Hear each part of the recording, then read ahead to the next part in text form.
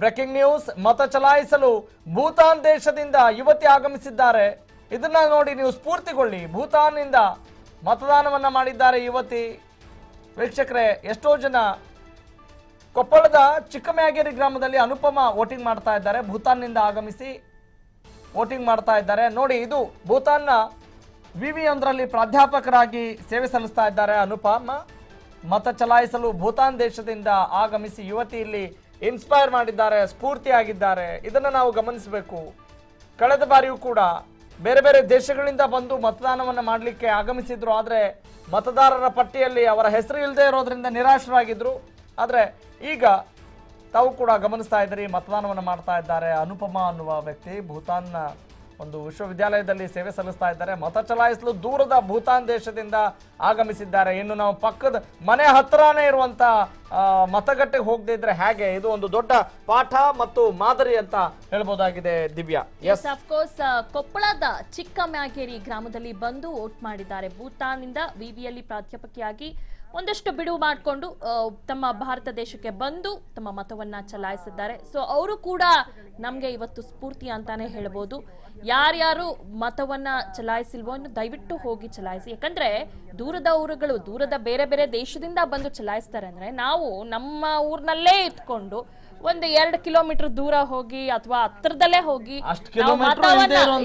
ಇರುತ್ತೆ, ಪಕ್ಕದಲ್ಲೇ ಊರಲ್ಲೇ ಒಂದು ಶಾಲೆಯಲ್ಲಿ ಹೋಗಿ ವೋಟ್ ಮಾಡ್ಬೇಕಾಗತ್ತೆ. ಸೊ ಅದನ್ನ ಮಿಸ್ ಮಾಡ್ಕೊಳ್ಬೇಡಿ. ಯಾಕಂದ್ರೆ ಈ ಮತ 5 ವರ್ಷಕ್ಕೊಮ್ಮೆ ಬರುವಂತ ಹಬ್ಬ ಇದು.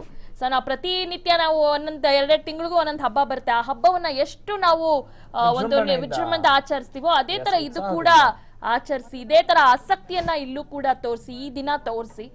ಅದಾದ ನಂತರ ನೀವು ಕೊಟ್ಟಂತ ಫಲಿತಾಂಶ ನಮ್ಗೆ ಮೇ 23ಕ್ಕೆ ಕೇಳ್ತಾರೆ. ಹಬ್ಬದಲ್ಲಿ ಒಳ್ಳೊಳ್ಳೆ ಊಟ ಅಡುಗೆ ಮಾಡಿರ್ತಾರೆ, ನಮ್ ಖುಷಿಯಲ್ಲಿ ಇರ್ತೀವಿ, ಒಳ್ಳೊಳ್ಳೆ ಬಟ್ಟೆ ಹಾಕೊಂಡಿರ್ತೀವಿ. ಇದನ್ನ ಇಲ್ಲಿ ಯಾಕ್ರಿ ಮಾಡ್ಬೇಕು ಅಂತ ಕೇಳಿದ್ರೆ ಏನ್ ಹೇಳ್ತೀರಿ? ಎಸ್, ನಾವು ಬದುಕಬೇಕು. ಮುಂದೆ ನಮ್ಮ ದೇಶದಲ್ಲಿ ಒಂದು ಬದಲಾವಣೆ ಆಗ್ಬೇಕು ಅಥವಾ ನಮ್ಮ ಅಕ್ಕಪಕ್ಕ ಇಲ್ಲಿ ಏನಾದ್ರೂ ಒಂದು ಬದಲಾವಣೆ ಆಗ್ಬೇಕು ಅನ್ನೋದ್ರೆ, ಒಂದು ಡೆವಲಪ್ಮೆಂಟ್, ನಮ್ಗೆ ಅಭಿವೃದ್ಧಿ ಬೇಕು ಅಂದ್ರೆ ನಮ್ಗೆ ಇದು ಬೇಕೇ ಬೇಕು. ಸೊ ಈ ನಿಟ್ಟಿನಲ್ಲಿ ಇದು ಒಂಥರ ಹಬ್ಬ. ಆ ಹಬ್ಬ ಅಲ್ದಿದ್ರು ಈ ತರ ಹಬ್ಬ ಕೂಡ ಹಬ್ಬ. ಅದು ಸ್ವಾರ್ಥ ಹಬ್ಬ ಆಗದೆ ನಮ್ಮನ್ನು ಮಾತ್ರ ಗೆಲ್ಲಿಸಿ ಅಂತ ಬೇಡಿಕೊಳ್ಳದೆ ಅಭಿವೃದ್ಧಿ ಕಾರ್ಯದಲ್ಲಿ ಭಾಗಿಯಾಗಿ ಅಭಿವೃದ್ಧಿಯತ್ತ ಗಮನ ಹಾಕಿದ್ರೆ ಮಾತ್ರ ಹಬ್ಬ ಆಗುತ್ತೆ. ನಮಗ್ ಬದಲಾವಣೆ ಬೇಕು, ನಮ್ಮ ದೇಶ ಅಭಿವೃದ್ಧಿ ಆಗ್ಬೇಕು. ನಾವು ತುಂಬಾ ಹೆಮ್ಮೆಯಿಂದ ಹೇಳ್ಕೋಬೇಕು, ನಮ್ಮ ದೇಶ ಬದಲಾವಣೆ ಆಗಿದೆ, ನಮ್ಮ ದೇಶ ಅಭಿವೃದ್ಧಿಯನ್ನ ಕಾಣ್ತಾ ಇದೆ ಅನ್ನೋದನ್ನ ನಾವು ಹೇಳ್ಕೊಳ್ಬೇಕು. ಸೊ ಇವತ್ತು ನಮ್ಗೆ ಒಳ್ಳೆ ದಿನ ನಮ್ಗೆ ವೋಟ್ ಮಾಡೋದಕ್ಕೆ ರಾಘವ್. ಸೊ ಎಲ್ಲರೂ ಕೂಡ ಯಾರಿಗ್ ಬದಲಾವಣೆ ಬೇಡ, ಪ್ರತಿಯೊಬ್ಬರಿಗೂ ಬೇಕು. ಸೊ ಹೀಗಾಗಿ ದಯವಿಟ್ಟು ಬಂದು ಮತವನ್ನ ಹಾಕಿ. ಈಗಾಗಲೇ ಸಾಕಷ್ಟು ಇವತ್ತು ಒಳ್ಳೆ ದಿನ, ಮಾಡ್ಕೊಳಕ್ ಒಳ್ಳೆ ದಿನ.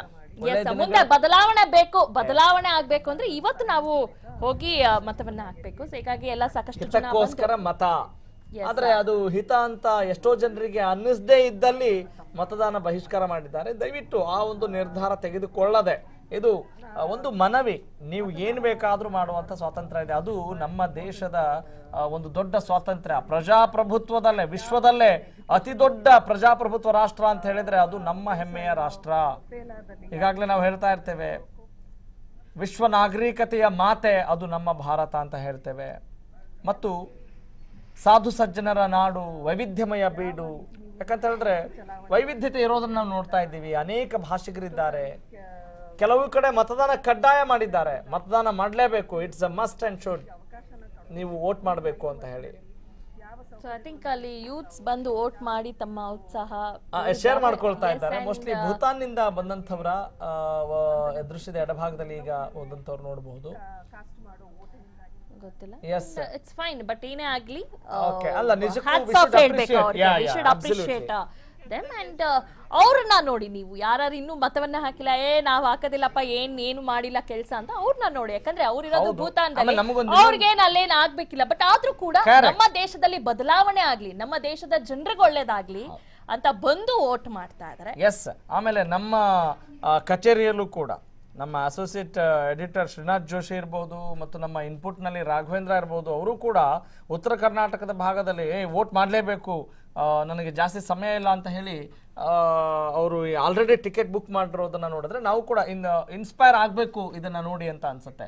ಅಂದ್ರೆ ಒಂದನ್ನ ಗಮನಿಸಬೇಕು ವೀಕ್ಷಕರೇ, ಯಾಕಂದ್ರೆ ನಾವು ಹೇಳುವವರೇ ನಾವು ಮತದಾನ ಮಾಡದೆ ಹೋದ್ರೆ ವಿ ವಿಲ್ ಬಿ ಪವರ್ಲೆಸ್. ನಾವು ನಿಮಗೆ ಹೇಳೋ ಯಾವ ಅಧಿಕಾರ ಸ್ವಾತಂತ್ರ್ಯ ಇರೋದಿಲ್ಲ. ಹಾಗಾಗಿ ನಮ್ಮ ಕಚೇರಿಯಲ್ಲೂ ಕೂಡ ದೂರದ ಊರಲ್ಲಿ ಇರೋರು ಕೂಡ ಬಂದು ಓಟ್ನ ಮಾಡ್ತಾ ಇದ್ದಾರೆ. ಏನೇ ಬಿಸಿ ಇದ್ರೂ ಕೂಡ Yes, ನಾವು absolutely. ಹೋಗಿ ಓಟ್ ಮಾಡ್ತಾ ಕೆಲಸದ ಇದ್ದೇವೆ. ಯಾಕಂದ್ರೆ ಮಧ್ಯೆ- ನಾವು ಫಸ್ಟ್ ಕರೆಕ್ಟ್ ಆಗಿರ್ಬೇಕು.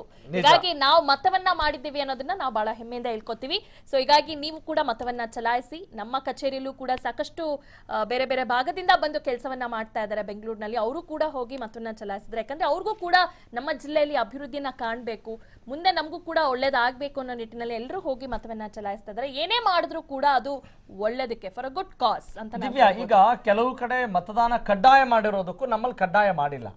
ಇದನ್ನ ಯಾವ್ದು ಪ್ರಿಫರ್ ಮಾಡ್ತೀರಿ? What's your opinion? ಕಡ್ಡಾಯ ಮಾಡ್ಬೇಕು. ಎಲ್ಲಾ ಕಡೆ ಎಲ್ಲರೂ ಕೂಡ ಹೋಗಿ ಮತವನ್ನ ಚಲಾಯಿಸಬೇಕು. ಏನೇ ಸಮಸ್ಯೆಗಳಿರ್ಲಿ ನಾವು ಮಾಡ್ಲೇಬೇಕು. ಇಫ್ ಯು ಆಸ್ಕ್ ಮೀ, ಕಡ್ಡಾಯ ಮಾಡೋದ್ರ ಹಿಂದೆ ಒಂದು ಉದ್ದೇಶ ಇದ್ರೆ, ಕಡ್ಡಾಯ ಮಾಡದೇ ಇರೋ ಹಿಂದೆ ಕೂಡ ಒಂದು ಉದ್ದೇಶ ಇದೆ. ಏನು ಅಂತ ಹೇಳಿದ್ರೆ, ನಾವು ಸ್ವಯಂ ಪ್ರೇರಿತರಾಗಿ, ಒಂದ್ ನಿಮಿಷ, ಅಫ್ಕೋರ್ಸ್ ಯು ಆರ್ ರೈಟ್, ನಾವು ಉದ್ದೇಶ ಸ್ಪಷ್ಟವಾಗಿರ್ಬೇಕು, ಒಳ್ಳೇದಾಗಿರ್ಬೇಕು, ನಿಜ. ಆದ್ರೆ ನಮ್ಮ ದೇಶ ನಮಗೆ ಕೊಟ್ಟಿರುವಂತ ಒಂದು ಹಕ್ಕು ಇದೆಯಲ್ಲ, ಸ್ವಾತಂತ್ರ್ಯ ಇದೆಯಲ್ಲ, ನಮ್ಗೆ ಏನ್ ಬೇಕಾದ್ರೂ ನಿರ್ಧಾರ ತೆಗೆದುಕೊಳ್ಬಹುದು. ಆದ್ರೆ ಸ್ವಯಂ ಪ್ರೇರಿತರಾಗಿ ನಾವು ನಿಜಕ್ಕೂ ಮತದಾನ ಮಾಡಿದ್ದೇ ಆದಲ್ಲಿ ಕಡ್ಡಾಯ ಮಾಡಬೇಕಾದಂತ ಒಂದು ಅಗತ್ಯ ಇರಲ್ಲ.